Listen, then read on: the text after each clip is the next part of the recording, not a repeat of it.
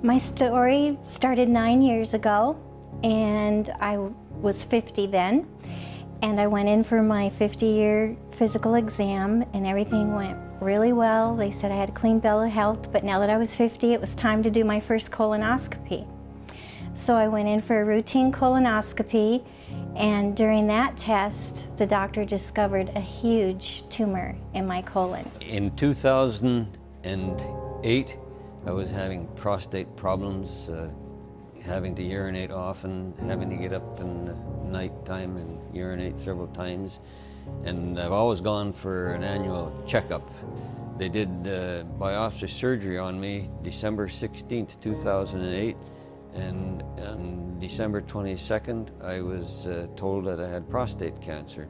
I was diagnosed with breast cancer when I was 38 years old. I was diagnosed with stage 2B, kind of 3, depending on what doctor you talk to. The doctor came in and I kind of knew something was wrong. And so then he called me back and said that they had found a mass. And I was thinking, okay, mass that didn't register the cancer.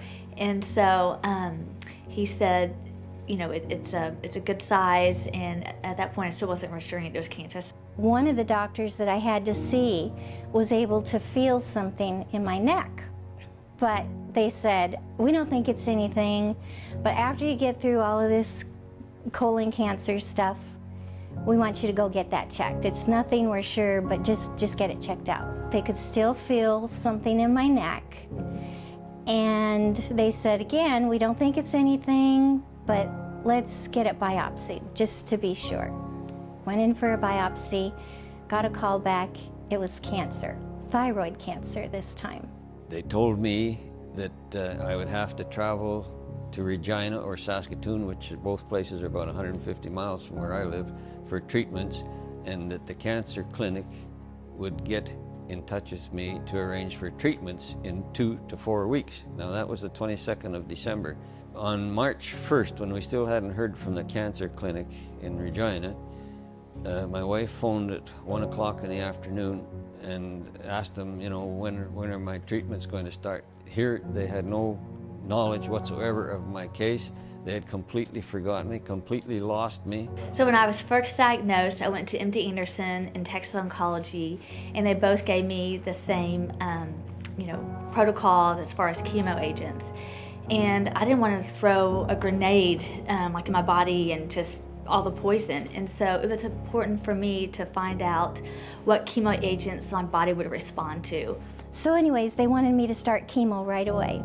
Well, now I'm backing up because I had ordered all the literature from the American Cancer Society, and it was very helpful, but one of the things they're very honest about, they say if you go the traditional route, the chemo is going to really kill your immune system. I knew personally different people, and one of the fellows even worked for me. He was younger than me, and the radiation treatment they give you back in Saskatchewan, they burn people. They burn other tissues.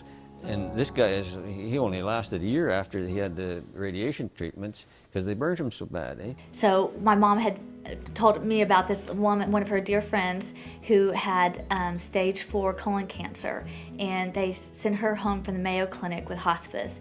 And she's thriving now after like 14 years later, and her immune system was strong the whole time, and so that was important for me. And my primary care physician knew I was running from chemo, and he was trying to help me as much as he could, and he said, I can't believe I got this from my primary care physician. He's from a clinic here, a very huge one that's very renowned, and he said, I want to tell you about a place I just heard of, and the name of it is Envita. Well, I'm sure if I would have waited at home where our Medicare system paid for everything, and it is so slow and antiquated in their methods of treatment, I don't think I'd be around today. So my first chemo experience, I was scared to death because in the movies, you see people like throwing up and so sick and in the bed, bald,